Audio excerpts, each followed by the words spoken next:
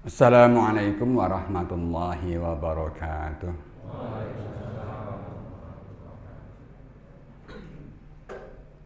Alhamdulillahi rabbil alamin. Alhamdulillah wassalatu wassalamu ala asyrafil anbiya wal mursalin Sayyidina Muhammadin wa ala alihi wa sahbihi wa sallim ajma'in, amma ba'du. Para hadirin jamaah Masjid Al-Mujahidin di Masjid Al-Mujahidin yang berbahagia, alhamdulillah kita bersyukur kehadirat Allah Subhanahu wa taala. Kita syukuri berbagai macam anugerah serta nikmat-nikmatnya apapun bentuknya, sehingga dengan seluruh anugerah tersebut kita terus bisa menjalankan kehidupan ini dengan seksama insyaallah. Dan insyaallah pula kita bisa menjalankan apa yang telah ditetapkan Allah kepada kita, yaitu mengikuti tuntunan-tuntunan ajarannya atau syariatnya dan menjauhi segala macam larangannya. Mudah-mudahan hal yang demikian ini terus dianugerahkan kepada kita, karena bisa melaksanakan apa yang Allah perintahkan dan menjauhi apa yang Allah larang. Itu benar-benar merupakan pertolongan yang luar biasa dari Allah Subhanahu wa taala. Seperti malam hari ini kita bisa kumpul di sini, alhamdulillah agak penuh. Mungkin karena terganggu hujan tadi ya. Kalau biasanya kemarin kan sampai di luar. Ya ini karena hujan, walaupun hujannya udah tadi kan untuk alasan tadi soalnya hujan kan, gitu kan. Walaupun sebenarnya secara hakikat hujan itu bagian dari rahmat Allah Subhanahu wa taala. Mestinya kalau berangkat kena hujan ya alhamdulillah tambah rahmatnya kan begitu. Tapi alasannya rahmat Allah kok tidak ora penak. Sing milih ning dalan kan tidak. Alasannya orang golek-golek kalau begitu. Nah, juga kita haturkan sholawat kepada Nabi kita Muhammad SAW serta seluruh keluarga, para sahabat dan umatnya sampai akhir zaman. Baik, mungkin yang saya sampaikan mengulang apa yang sudah pernah saya sampaikan, karena setiap Ramadan pasti kejatah begini ini masih ya paling ora koret-koret dari apa yang sudah pernah kita sampaikan. Saya bagaimanapun juga tetap menghayati dan bahkan walaupun sering kali membaca ayat Al-Quran di bagian surah yang tentang surat puasa, itu ayat-ayat tentang puasa. Setiap kali membaca surah dari rangkaian 183 sampai 188 itu kan satu ruko. Itu senantiasa sedikit terusik ketika membaca 186 dan nanti ditutup bagian ruko itu dengan 188. 186 Allah berfirman menyatakan bahwasanya Allah itu dekat dengan kita, nggak pernah menjauh. Tapi kenapa kita ini kok kadang-kadang terasa jauh? Kalau kita menengok apa yang pernah dialami oleh nenek moyang kita, Nabi Adam alaihissalam itu sebenarnya dulu ketika diperintahkan tinggal di surga juga dekat sekali dengan Allah. Sampai segala fasilitas yang ada di surga itu ditunjukkan sedemikian rupa. Tapi Allah berpesan, ya kan begitu dekatnya karena dituntun ke sana kemari, ditunjukkan ini fasilitas yang bisa kamu gunakan, semua gunakan. Cuma satu aja, pohon ini jangan didekati. Kan cuma itu. Itu kan menunjukkan betapa dekatnya Allah dengan Adam alaihissalam. Tapi ya karena godaan iblis, akhirnya Nabi Adam tergoda. Kenapa Nabi Adam bisa tergoda? Ini apa kurang fasilitas yang diberikan Allah? Sebenarnya juga nggak kurang. Cuma manusia itu kan seringkali mencari tantangan. Sudah tahu yang enak-enak di depan mata, cari yang lebih jauh lagi yang padahal itu menyulitkan dirinya. Itu tantangannya luar biasa, Pak. Adrenalinnya bisa meningkat dan seterusnya kan begitu kadang-kadang kan. Kalau yang dibolehkan itu ya normal-normal saja, nggak ada tantangannya. Tapi kalau untuk mencoba yang dilarang itu jadi nopo toh kan itu, sehingga dorongan hawa nafsu yang demikian inilah yang menjadikan Adam akhirnya tergoda atau katakanlah semangat untuk taat kepada Allah itu melemah. Apalagi ditimpali dengan bisikannya iblis. Ketika menggoda Adam, iblis itu nggak sembarangan menggoda.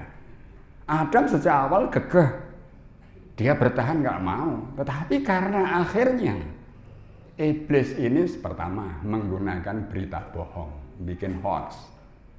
Kalau sekarang istilahnya terkenal dengan hoax itu ya. Iblis itu pertama kali bikin hoax dulu di surga itu. Apa hoaxnya iblis? Hai Adam, kamu tahu nggak kenapa Allah kok melarang kamu mendekati pohon ini?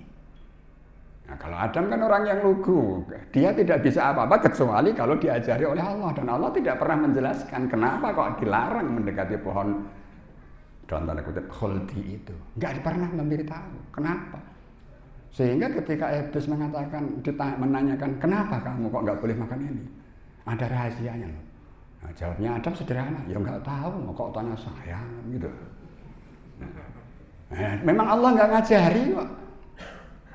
Baru ya karena Adam merasa menunjukkan kepolosannya, iblis cerita, tahu nggak kalau kamu memakan dari pohon ini, entah buahnya, entah apanya lah, pokoknya ngambil sesuatu dari pohon ini kamu makan, kamu nanti akan kekal abadi. Nggak akan kamu tambah tua, nggak akan mati, nggak akan pernah kehilangan kekuasaan, bahkan kamu akan menjadi penguasa di surga. Adam ragu, masa iya sih? Nggak iya sih, kan gitu. Nah, untuk meyakinkan Adam, iblis juga menambahi lagi hoaxnya dengan jalan apa? Bersumpah. Apa sumpahnya? Demi Allah, wahai Adam, aku benar-benar hanya menasihati kamu, ini dirahasiakan supaya kamu enggak kekal. Soalnya apa? Kamu nanti tetap akan dikeluarkan dari surga. Ora pengen, wis ngerti nang swarga penak dikeluarkan dari surga ya ora pengen. Demi Allah, aku bersumpah kepadamu, aku hanya memberikan nasihat supaya kamu tidak diusir makan ini. Nah, tergodalah Adam.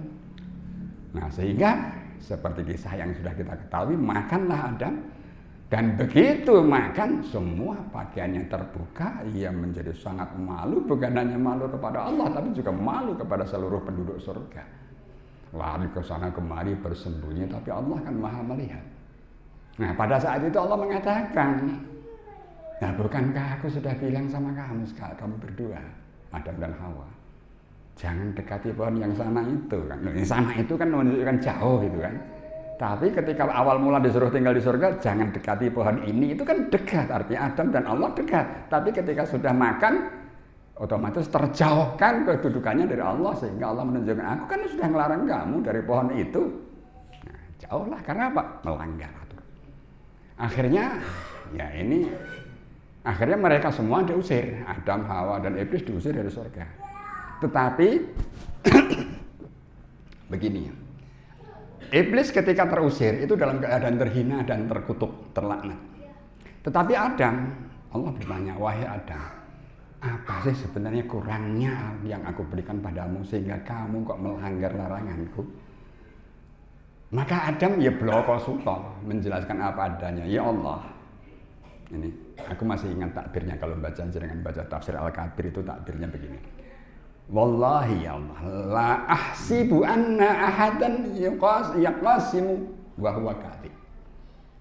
Demi Allah, ya Allah, ya Tuhanku, aku sama sekali tidak menyangka ada seseorang atau ada satu pihak yang berani bersumpah mengataskan namamu sementara dia berdusta. Nah, iblis kan ketika membujukkan dengan sumpahnya demi Allah, padahal dusta. Nah, inilah hoax pertama yang dibuat oleh iblis, yang menjadikan akhirnya Adam tertipu dan akhirnya ia terjerumus dan terjauhkan khususnya kepada Allah. Nah, kita yang di dunia ini setelah menjadi anak turunnya Nabi Adam ini kan juga bukan hanya sekedar melakukan kesalahan, kan yang kesalahan demi kesalahan itu setiap saat ketika kita lakukan secara otomatis menjadikan kita terjauh dari Allah Subhanahu wa taala. Yang bisa mendekatkan kembali kita kepada Allah Subhanahu wa taala itu manakala kita bertobat. Maka Allah memaklumi keadaan Adam, ya sudah Adam, memang SOP-nya secara hukum, ya ini prosedur hukumnya, kamu harus dihukum, harus keluar dari surga, tapi tak kasih tahu caranya bertobat. Kamu bertobat dengan cara demikian, bacalah doa ini. Lah, doanya diajarkan langsung juga oleh Allah. Itu kan menunjukkan betapa maha besarnya Allah SWT kepada Adam. Apa doanya? Rabbana dzalamna anfusana wa illam taghfir lana wa tarhamna lanakunanna minal khasirin. Nah, ini salah satu cara bertobatnya. Kemudian Allah tentu saja juga berpesan untuk itu kamu nanti di dunia akan di bumi akan melakukan ini. Maka barang siapa yang mengikuti petunjuk-petunjukku, mereka pasti akan mendapatkan kebahagiaan dan keberuntungan. Jadi ini intinya, Adam walaupun terusir, tapi dalam kondisi ia akan tertipu. Salah ya salah, tapi tidak sepenuhnya salah karena ia terbohongi dan kebohongannya tidak main-main, juga dilandasi dengan sumpah yang palsu. Nah ini makanya kembali kepada kita di sini, Allah sadar betul bahwa kita ini cucu-cucu Adam ini ya, banyak melakukan dosa. Setahun kemarin, dari puasa tahun kemarin sampai saat ini puasa ini, siapa yang nggak buat dosa? Ada nggak? Kan nggak ada. Maka diberi jalan oleh Allah, ini loh jalan untuk apa? Jalan untuk kamu bisa kembali meraih kedekatan kembali dengan Allah. Caranya apa? Salah satunya puasa. Kenapa puasa? Sampai jam berapa ini? Kenapa puasa dipilih oleh Allah untuk tujuannya? Salah satu hal yang menyebabkan dahulu Adam tergoda itu kan karena keinginan hawa nafsunya. Apa? Mencicipi buah yang dilarang itu, buah seperti itu. Dan itu sudah nyata-nyata dilarang oleh Allah. Maka akhir dari rukuk yang saya sampaikan tadi, ayat 188 itu, Allah Subhanahu wa taala berfirman, wala ta'kulu amwalakum bainakum bil batili wa tudlu biha ilal hukami litakulu fariqam min amwalin nasi bil ismi wa antum ta'lamun. Hawa nafsu manusia untuk meraih, untuk mendapatkan, untuk menguasai, untuk bisa makan harta di dunia ini sedemikian besarnya. Termasuk Adam yang sudah fasilitas surga melimpah ruah, tapi nyatanya isih pingin liyane, gitu kan? Ya kan? Ya maka kita di sini diingatkan, rezeki Allah yang sudah melimpah di muka bumi ini sedemikian beraneka ragam dan sedemikian melimpahnya. Tapi toh dengan demikian nyatanya masih banyak orang yang ketika ingin memakan sesuatu, ingin memiliki sesuatu, masih tidak terima dengan jatahnya sendiri, tetap ingin menjarah milik orang lain. Maka di ayat 188 itu Allah berfirman, janganlah kamu sekalian memakan harta-harta di antara kamu dengan cara yang batil. Bahkan menyogok penguasa untuk bisa memakan hak orang lain dengan cara-cara yang berdosa, sementara kamu sadar itu sebenarnya bukan hak kamu dan itu tidak dibenarkan. Banyak enggak sekarang ini? Iya banyak kan. Kalau yang namanya kambing itu masuk kebun paling entek iki godhong telone tok, ora bakal wite go mulih. Nggih mboten Pak Dise? Nah nggih. Nak menungso ya sak bonggole go mulih suwe-suwe sertifikatnya ganti nama itu. Di daerah Tangerang kan sudah banyak sertifikat ganda. Laut sing ndek Gusti Allah wis disertifikat diaku-aku kok. Nggih mboten. Apa kurang sing rezeki ning daratan itu? Nah inilah yang menyebabkan kenapa kebanyakan manusia tidak terima dengan apa yang sudah dijatahkan oleh Allah. Sebenarnya kalau hanya memenuhi kebutuhan itu ora perlu ngoyo. Yang repot itu kan keinginan. Kalau keinginan itu tidak cukup satu piring, dua piring, sak gunung, rong gunung, satu pulau, 20 itu masih kurang. Ini hawa nafsu kita, gitu. Maka nafsu bahimiyah kita ini mestinya isin karo kambing, gitu. Malu dengan kambing. Butuhe godhong ya godhong tok, ora bakal nggawa bonggole, ora nggawa buah, umbinya dan lain sebagainya. Tapi kita enggak, sak sertifikatnya suwe-suwe ora trimo sing duwe dikuasai sisan, kan gitu. Nah, itu makanya hal inilah yang menjadikan manusia semakin jauh dengan Allah. Maka pesan puasa itu bukan hanya sekedar menahan yang dilarang. Yang kita jauhi itu kan yang dihalalkan toh. Makan harta hasil kerja kita halal. Ya, tetapi kita disuruh mengendalikan diri. Ojo sik selama belum waktunya jangan makan. Kalau sudah waktunya dan itu harus halal ya silahkan. aja, apalagi kok makan yang haram itu jelas rasa ngenteni sasi poso wis dilarang, ya ta? Yang puasa itu yang halal saja, yang ditahan, bukan dilarang sepenuhnya, ditahan, hanya geser waktunya saja. Nah, ini salah satu hikmahnya kenapa ketika membaca ayat-ayat tersebut saya itu kadang-kadang iya manusia itu sedemikian parahnya, bukan kadang-kadang bukan hanya seperti binatang kambing, tapi kadang-kadang lebih buas dari serigala. Kan? Hawa nafsu manusia itu tidak pengen punya saingan. Oh, ono sing mengalang-alangi pagar laut, tenono sesuk kowe mlebu penjara, kan gitu. Gitu. Menghalangi usaha para investor, alasannya investor itu sekarang gitu ya, diusir sak kampung, sak kecamatan, itu bisa itu. Itu serigala. Gitu. Yang lebih parah lagi nanti kadang-kadang muncul nafsu setannya, Pak. Nafsu setan enggak kayak gitu. Cuma mencarikan dalih pembenaran atas salahnya. Loh, saya kan punya SHGB-nya, Pak. Loh, itu setan kalau itu. Gitu. Kalau yang dosa kecil-kecil gini ora perlu susah. Dosamu kayak sing luwih dosa lebih banyak dari kamu, banyak, tenang aja gitu. Apalagi nanti kalau mau mati, mau sakaratul maut bilang la ilaha illallah dijamin surga. Loh, itu hiburannya setan kayak gitu itu.